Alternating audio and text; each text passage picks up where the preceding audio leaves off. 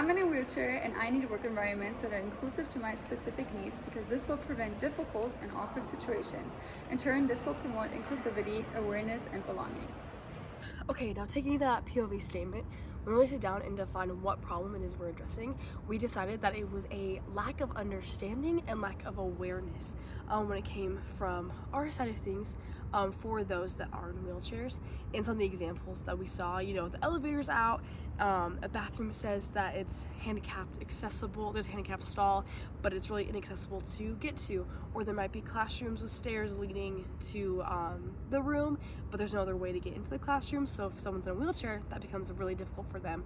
And a lot of these obstacles in their way, they're not stemmed out of like hatred or anything or malintent, but they do have a real effect, and it's simply back on us for not really being aware of how this impacts other people.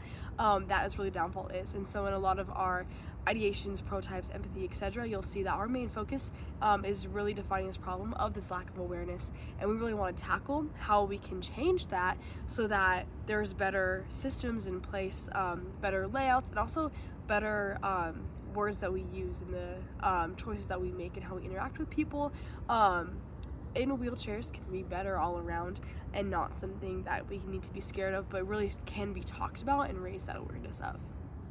When thinking about wheelchair users in the workplace, it's important to start with empathy. Empathy data helps us understand what individuals experience day to day, and where barriers may still exist, even in workplaces that believe they are accessible. One common issue is room accessibility. While many buildings meet basic accessibility standards, the layout of meeting rooms, offices, and hallways can still create challenges. Tight corners, heavy doors, and furniture placement can make it difficult for wheelchair users to move freely or participate comfortably in meetings. Another area where challenges often appear is bathroom accessibility. Accessible stalls may exist, but they are sometimes poorly designed or used for storage. Limited space to maneuver, sinks that are too high, or doors that are difficult to open can make what should be a simple task unnecessarily frustrating. Language and awareness also play a major role in workplace experiences. Many barriers are not physical, but social. Coworkers may unintentionally speak over wheelchair users, make assumptions about their abilities, or lack awareness about how to create an inclusive environment. Small behaviors like making eye contact, asking before offering help, or ensuring someone can fully participate in conversations can make a big difference. The parking lot is another important consideration.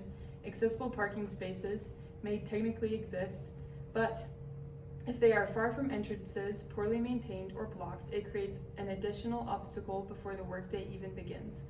Snow, uneven pavement, or narrow spaces can also make navigation difficult. Finally, the height of desks, shelves, and office equipment can impact independence in the workplace. If important materials, printers, or shared resources are placed too high, wheelchair users may have to rely on others to complete simple tasks. Adjustable desks and thoughtful placement of equipment can greatly improve accessibility. By examining these experiences through empathy data, we can better understand the real challenges wheelchair users face and begin designing workplaces that are not just technically accessible, but truly inclusive. Okay, for our ideation process, we came up with a few ideas. Our first one was employee training, where we would take time to make sure that our employees understand what it's like to be a wheelchair user, as well as other disabilities as well. Along with onboarding training, which we take time when we're onboarding our new employees so that they can understand this is something we value and part of our company. We also thought about the wheelchair scavenger hunt, which would be similar to the bathroom scavenger hunt we did for class, but you're actually in a wheelchair and the individual could see how difficult that is firsthand. Another one we had was movable desks and chairs in every room so that we can make sure that you can create paths for as big as you need, as little as you need. Yes. And as well with that, we also had doors with buttons, making sure that every doors just have buttons so that the wheelchair users can easily access the rooms that they need. And also, with the employee training, it'd be fun to have wheelchair sports day so that individuals can see that there is another side to wheelchairs and it's not all gloomy and sad as it might be portrayed in these ones. and that there is another side to it and they can have fun in wheelchairs as well. After our ideation process, we went ahead and chose a few prototypes that we wanted to take forward in the prototyping process. The first prototype that we came up with was having a 30-minute onboarding experience for every new employee that comes into the company. This will include explaining accessible workplace features, demonstrating how to maintain clear pathways, and educating employees about respectful communication and inclusive behaviors. The second prototype we came up with is a training that's going to happen for the whole company every 6 months. These short trainings are going to help employees stay aware of accessibility needs and remind teams how to create an environment where everyone can fully participate. The third prototype we came up with is Wheelchair Experience Day, where it's going to be a day every 6 months where everybody in the company is going to get a wheelchair, and there's going to be some wheelchair sports where they can truly see what it's like to be in a wheelchair. This will increase empathy, will increase company pride, and it will help inclusivity thrive within the company.